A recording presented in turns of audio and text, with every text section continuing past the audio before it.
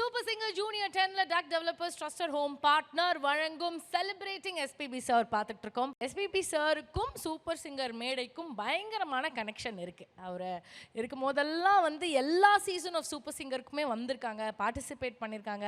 நிறைய பியூட்டிஃபுல் மெமரிஸும் நம்மளுக்காக அவர் கொடுத்துருக்காரு. ஸ்பெஷலி இந்த மெமரிஸ் எல்லாம் வந்து சித்ராமா அண்ட் மனோஜ் சார் கூட நிறையவே இருந்திருக்கு. நீங்கள் இதெல்லாமே வந்து இப்போ கூட சோஷியல் மீடியாவில் பிட்ஸ் அண்ட் பீசஸாக நீங்கள் வந்து அப்பப்போ பார்த்துக்கிட்டே இருக்கலாம். ஸோ இது எல்லாத்தையும் அழகாக கம்பைன் பண்ணி ஒரு பியூட்டிஃபுல்லான ஒரு வீடியோவாக நாங்கள் வந்து ரெடி பண்ணி வச்சுருக்கோம். ஸோ இதை நீங்கள் எல்லாருமே பார்த்து என்ஜாய் பண்ணணும் அப்படின்னு ஆசைப்படுறோம். SPB sir, this once for you. இது ஒரு அப்பாவி பொண்ணு. She is made like that. ஸ்டேஜில் கூட எங்கேயாவது பார்த்துருக்கீங்களா? நீங்கள் அந்த பாட்டு வந்து கண்ணா ரொம்ப நல்ல பாட்டு. சார் சார் சார் அவங்க ஓடி போகிறாங்க சார். அவங்க எப்படிங்க சார்? சித்ரா இப்போ என்ன நான் ரொம்ப வயசாகிடுச்சு நினைக்கிறீங்க? சார் எனக்கே வயசாச்சப்போ உங்களுக்கு வயசாகலையா? எனக்கு ஆகாது, உனக்கு ஆகலை, எனக்கு என்ன? உங்களுக்கு ஆச்சுன்னா ஆகட்டும், எனக்கு ஒன்றும் வயசாகும். ஆனாலும் சித்ராம்மா நீங்கள் எப்படி சொல்லிடக்கூடாது சித்ராம்மா. ஒரு இடத்துல ஒரு சிரிப்பு ஒன்றுன்னு சொன்னேன், அதுக்கு ரொம்ப கஷ்டப்பட வேண்டியதாக இருந்தது. பட் அது ரொம்ப அழகாக சிரிச்சாங்க. எங்கேம்மா அது? ஒரு பாடல் பாட வந்தவள் உன் பாடலா. ராஜி வா. ஒரு மியூசிக் டைரக்டருக்கு இப்படி ஒரு சிங்கர் கிடைச்சா வேறு என்ன சார் தேவைப்படும்? வேறு என்ன தேவைப்படும்? Thank you Chitra, thank you very very very. முக்கியமான என்னடா அது, இவனை நம்பவே முடியாது சார். ஏதாவது பண்ணுவான். செருப்பு ஷூ ஒன்றுன்னா கேட்டுட்டு ஷூட்டிங் ஆனதுக்கப்புறம் கொடுத்துட்றேன். நான் காலில் விழுந்ததெல்லாம் இழுக்கக்கூடாது, அப்படி இல்லை, புரியுதா?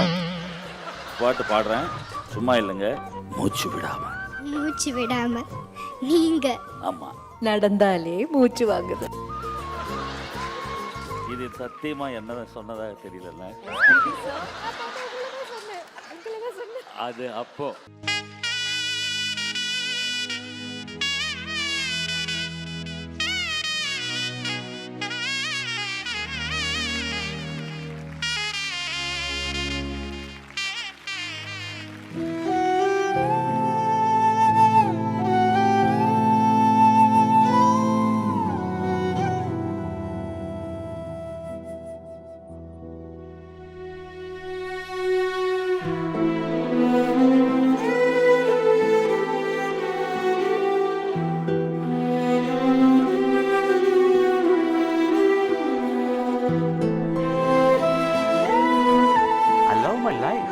முடிஞ்ச I don't want to tie sir.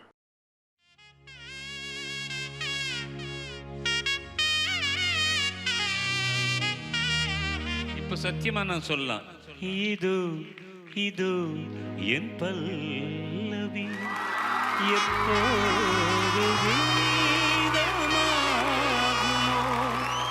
இவன் உந்தன் சரணம் என்றால் அப்போது கீதமாகுமோ.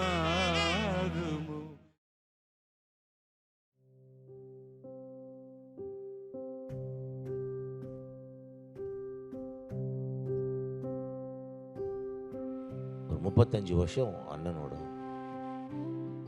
இன்னும் இருக்கிறோம் அவரோட தான்.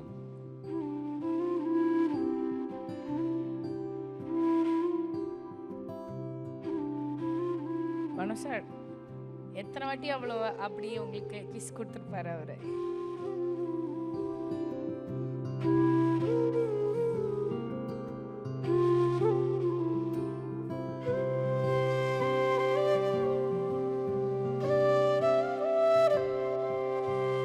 மனோ, நம்ம வந்து சாரை செலிப்ரேட் பண்ணுறோம். அப்போ அழக்கூடாது. சாரோட மியூசிக்கை நம்ம கொண்டாடுறோம்.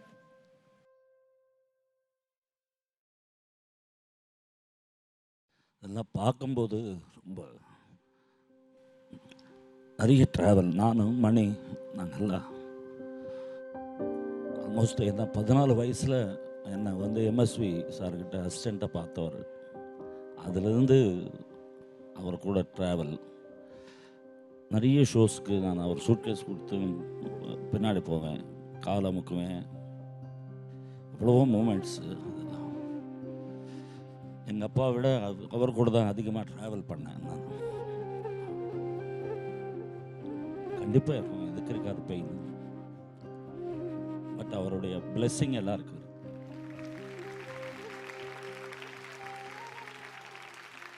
சித்ராமா நிறைய ஸ்டேஜில் வந்து என்ன நிறைய கிண்டல் பண்ணுவாங்க, எல்லாருக்கும் தெரியும். நான் எதுவும் திருப்பி சொல்ல மாட்டேன். ஸோ அதனால் என்ன நிறைய கிண்டல் பண்ணும். அப்புறம் பேக் ஸ்டேஜில் வந்து அம்மா ஒன்றும் தப்பாக நினச்சிக்காத, ஆடியன்ஸ் எல்லாம் என்ஜாய் பண்ணுவாங்க, அதுக்கு தான் அப்படி செய்கிறேன்னு சொல்லிடுவார். நிறைய தடவை அந்த மாதிரி நான் ரொம்ப ஃப்ரீஸ் ஆகி போன விஷயங்கள் கூட இருக்குது, ஸ்டேஜ் கூட இருக்குது. ஒரு மல்டிலிங்குவல் கான்சர்ட்.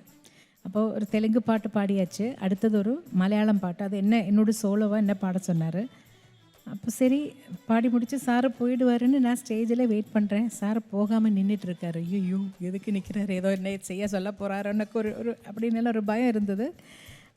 அப்போ சொன்னார், சித்ரா அடுத்து என்ன பாட்டுன்னு சொல்லு சொன்னார். அப்போ நான் மலையாளம் பாட்டு தானே, அப்போ மலையாளத்தில் சொல்லலான்னு மலையாளத்தில் சொன்னேன். இல்லை இங்கே வந்து எல்லாமே மிக்ஸ்ட் க்ரௌடு தான் இருக்குது, இங்கிலீஷில் சொல்ல. நான் இங்கிலீஷில் சொல்லிட்டேன். அடுத்தது இந்த படம் யார் மியூசிக்கு யார் லிரிக்ஸ் எல்லாம் சொல்லியாச்சு. அதுக்கப்புறம் சொன்னார், இது வந்து இங்கே இருக்கிறவங்களுக்கு மலையாளம் தெரியாது, அந்த பாட்டோட மீனிங் ஃபுல்லாக நீ இங்கிலீஷில் சொல்லிட்டாரா. எனக்கு அப்படியே சுற்றி இருட்டாகி போச்சு. ஒரு நிமிஷம் அப்படியே என்னோட அந்த பதட்டத்தை பார்த்து மொத்த ஆடியன்ஸை சிரிக்க ஆரம்பிச்சிட்டாங்க. எனக்கு எப்படி சொல்லணும்னு தெரியல. நான் அப்படியே சும்மா அப்படியே வேர்த்து கொட்டி வெள்ளையாகி ஃபேஸ் எல்லாம் அப்படி. அப்போது பேக் ஸ்டேஜில் வந்து அப்போ தான் எனக்கு சொன்னார், நீ இன்னும் தப்பாக நினச்சிக்காதே, உன்னை கிண்டல் பண்ணணும்னு நான் நினச்சி பண்ணல, ஆனால் எல்லோரும் என்ஜாய் பண்ணுறாங்க, அதுக்கு தான் ஒன்றும் தப்பாக எடுத்துக்காதம்மான்னு சொல்லிட்டாரு. இந்த மாதிரி நிறைய இடத்துல நடந்திருக்கு. குழந்த மாதிரின்னு சொன்னீங்கல்ல, அந்த மாதிரி குறும்புத்தனம் கூட நிறைய பண்ணுவார்.